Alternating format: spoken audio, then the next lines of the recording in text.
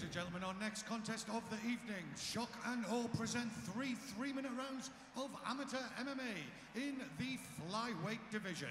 And the first fighter to enter the cage into the red corner for their debut this evening. They weighed in at 123 pounds. They fight out of Gravesend, representing Revolution Martial Arts. Let's hear it for Nathan Baciley.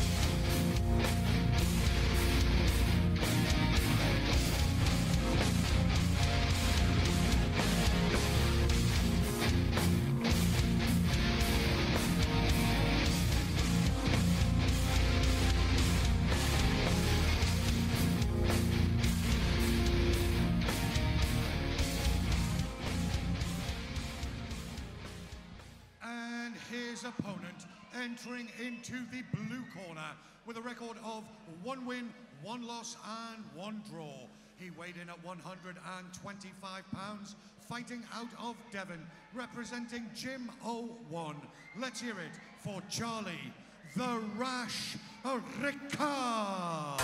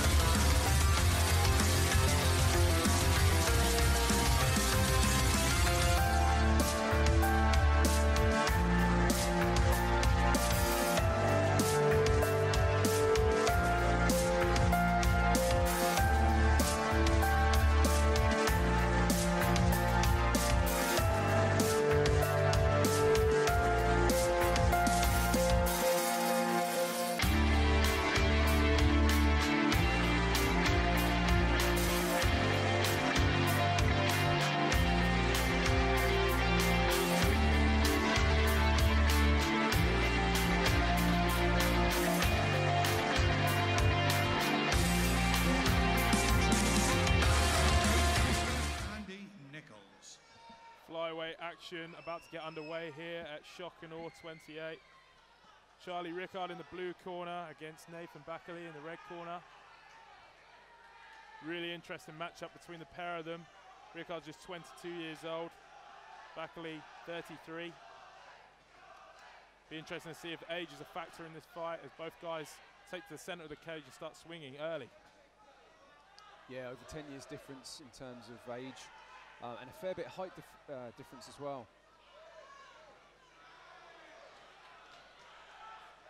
Really, Baciley looking really quick though, really fast.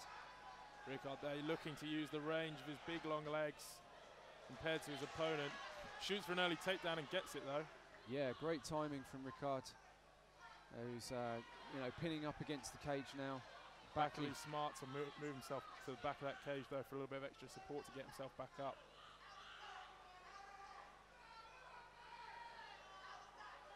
Riccard at the moment though, just pressuring him up against that cage. Got him in a good position here to land some shots or attempt a takedown if he feels like it. So lots of pressure from Riccard. He's got that one underhook, which is great for control in this position. Baciley at 33 years old, making his debut tonight. Quite late on in his career. Nevertheless, he's got a tough opponent in Riccard ahead of him to do so. Both these guys landing some shots. You're right about Baciley's pace though, Colin. Just the output's so quick at the moment.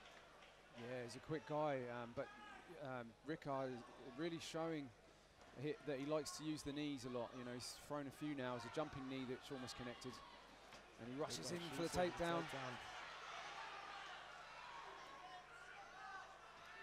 Apologies, Colin, there. Riccard shooting for the takedown, didn't get it, and we're back on our feet. Oh. Both guys swinging for it. Riccard goes for another takedown.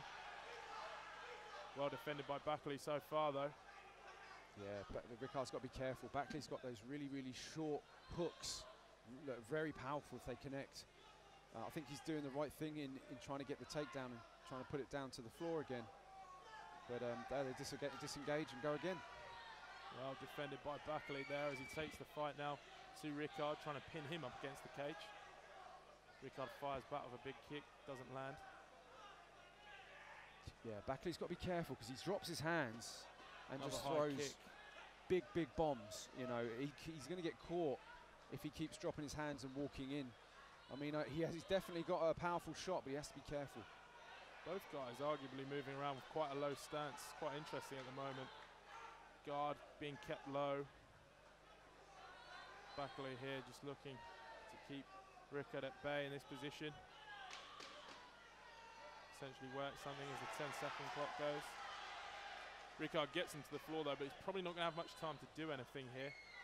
Nevertheless, that'll score, and that'll take us to the end of the first round. Competitive first round between these two, Colin. Yeah, definitely. And Riccard, like, as you say, that's a score for him right at the end there. He got the takedown, he was on top. Didn't have time to do much, but that's, again, that's good for the judges, should it go the distance. I just think that, you know, Riccard seemed to be in a good amount of control.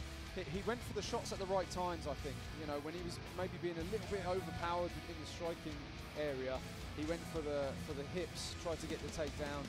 I'm really impressed with Baciley's speed, and you can see he's putting a lot of power on those shots, but as I said before, he's walking in with his hands down by his waist, so he's got to be a little bit careful about that.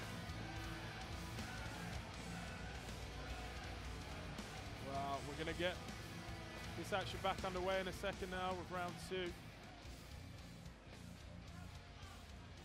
Yeah, Riccard's nickname is The Rash. We won't talk about how he got that. Inside stories, I'll have to get the scoop on that later. And we're back underway round two. Both guys throwing early. Riccard really does love the knees as he pressures Baciley up against the fence. Scores a big takedown there. Baciley backs himself up against the cage wall though. Keeping himself at bay with this position. Yeah. What does Riccard want to do from this position, Colin, in your opinion? What's his best route? Yeah, I mean, if he can, it'd be a good thing to triangle the legs, if he can, to take away any opportunity but for Baciley to get his hips to the cage and stand up. If he can do that. But just, well, like that. Okay, so he's up now. Straight back up, which was great work from him. But we spoke about the knees from Riccard. It's a very good strategy because Baciley's a bit shorter when he comes in. See, there it is. When he comes in, you know, he's going to catch him. So he's doing the right thing, throwing knees all day long. God, really looking to utilise those knees, gain that advantage of the distance he's got on him. Yeah, Riccard's, you know, shooting in the middle of the cage is quite difficult to hit a takedown. And that's what you can see here. You know, Baciley defended really well, sprawled out and didn't let himself get taken down. It's a good defence. Another takedown scored by Riccard. Again though, it's going back to what we've said in previous fights, Colin. It's about what you do from these takedowns that really scores. Whilst it's all well and good to get these takedowns, it's difficult to say whether Riccard's really done much from these positions. Now he's got to really push on and start scoring with shots and potential submission attempts whilst he's got Baciley on the floor. Yeah, I mean, I think he's doing a fair amount of controlling. You know, it's quite difficult when you've got a guy like Baciley that's so quick, and he obviously knows the cage work because he's got up several times. But again, look, he's dropping his hands here. He's got to be really careful. Baciley so far doing an admirable job with the size difference between the pair. Still finding success in the striking department. But again, Riccard uses those big rangy legs just to push his opponent away. Well, Baciley's smart, you know, he's the smaller guy, so he has to close the distance. And he's doing it successfully. Big knee landed there by Riccard. Oh, big right strikes hands between the pair of them. Yeah.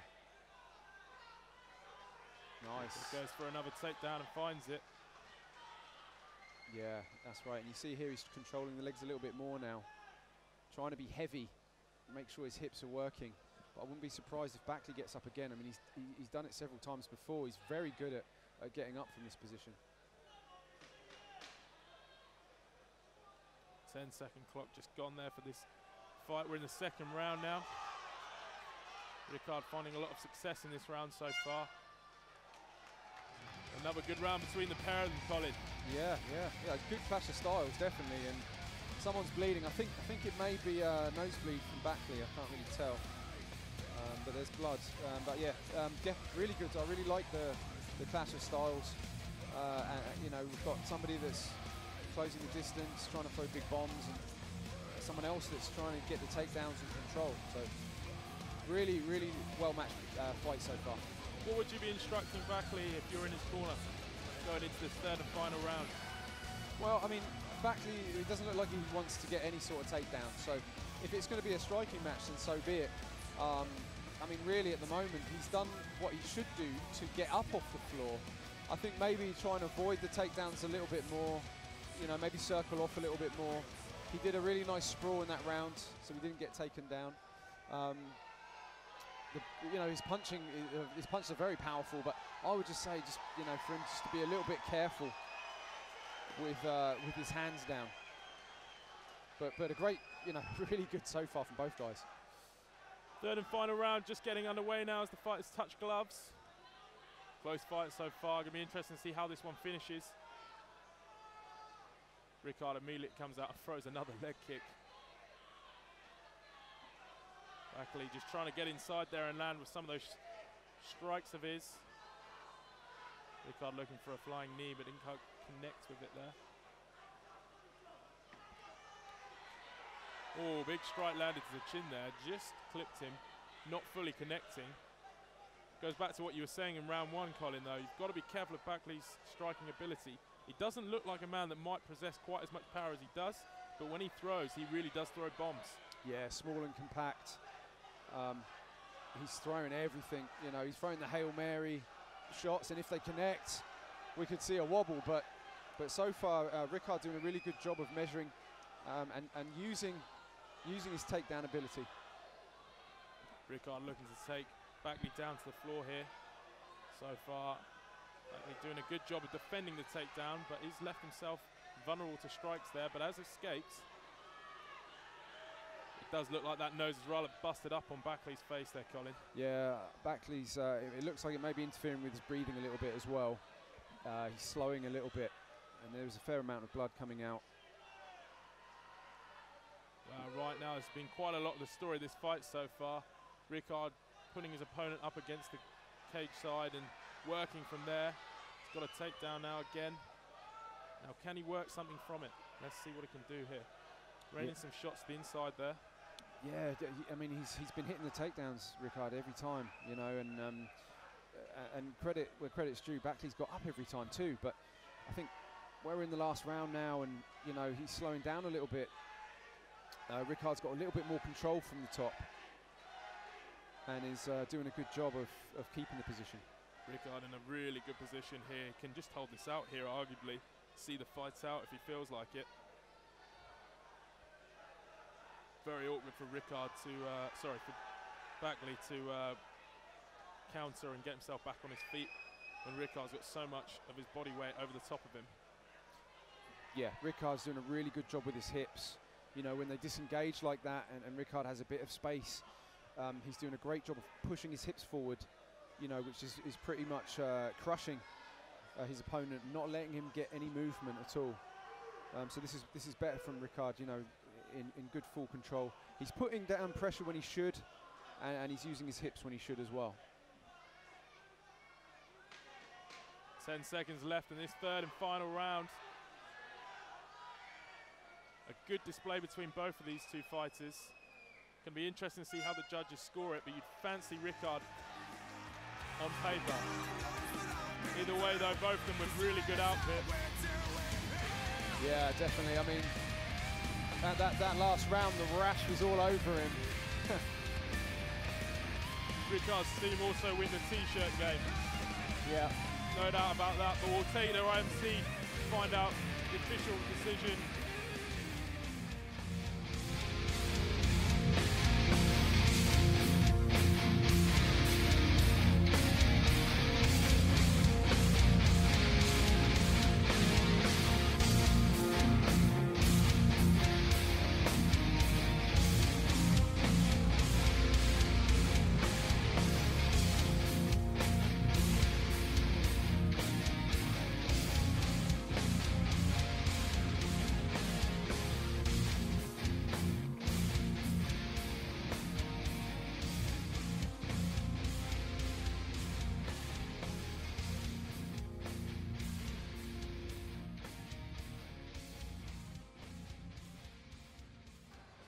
Okay, ladies and gentlemen, after 3 hard-fought rounds of action, we go to our judges' scorecards. All 3 judges see it the same way, scoring the contest 30-27, 30-26, and 30-26, declaring your winner by unanimous decision from the blue corner, Charlie the Rash Riccard.